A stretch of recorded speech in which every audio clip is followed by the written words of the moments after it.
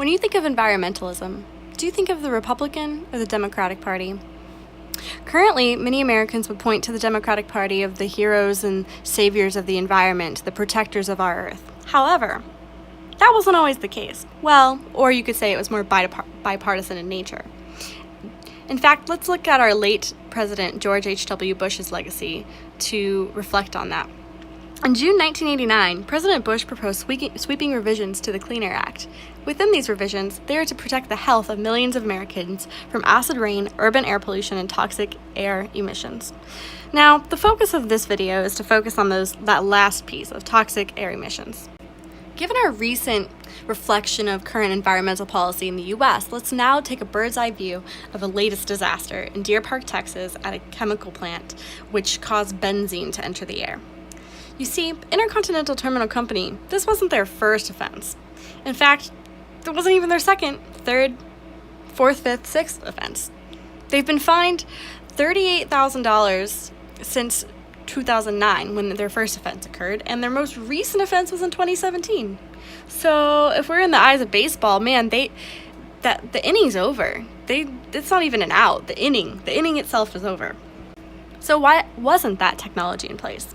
Well, it would have cost $1 million to put out this fire using the more proper technology. And, well, the regulations aren't in place. The federal government has no regulations that require certain types of technology, just that you have to meet certain vague standards, which are the center of much litigation that surrounds spills like this, and why it's so hard to actually clean up, because, well, it takes a while to determine who's even at fault.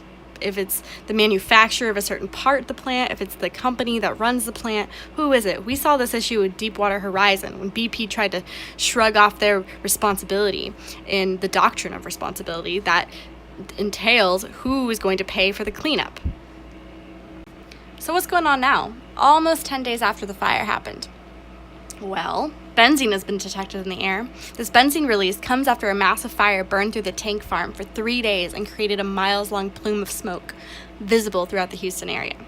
This plume of smoke was what really triggered alarm across the Houston area. School districts that weren't even near Deer Park were concerned and sent out emails to local families. Families were talking about and worried about their kids with asthma. They were worried about their kids with chronic migraines, which are known side effects of benzene and other chemicals that are released into the environment.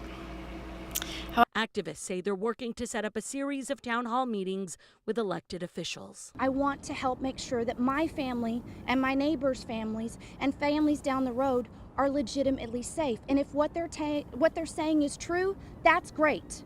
I hope it's true. But if they're not, I want to have time now to get it out of our systems so that it doesn't hurt us 5 years down the road. Now, the issue is that benzene is not just in the air, but benzene is detected in the water. It's been detected in the Houston shipping channel, which is connected to the Galveston Bay. Now, what's even more alarming is that the foam blanket that was put into the water to kind of help start the cleanup, well, benzene leaked underneath it. So they're currently, according to ITC, those benzene levels are below those that represent an immediate risk. But what are the long-term risks? We know that benzene is a known carcinogen. Benzene is mostly made from petroleum and used to make styrofoam, synthetic fibers, rubbers, and pesticides. Do you really want that in your water? Do you really want that in your air? Risk of benzene exposure fluctuates depending on the concentration. Short-term effects include, like I said, dizziness, nausea, headaches, drowsiness, and continuing exposure can cause issues like with your bone marrow functioning and will lead to aplastic anemia.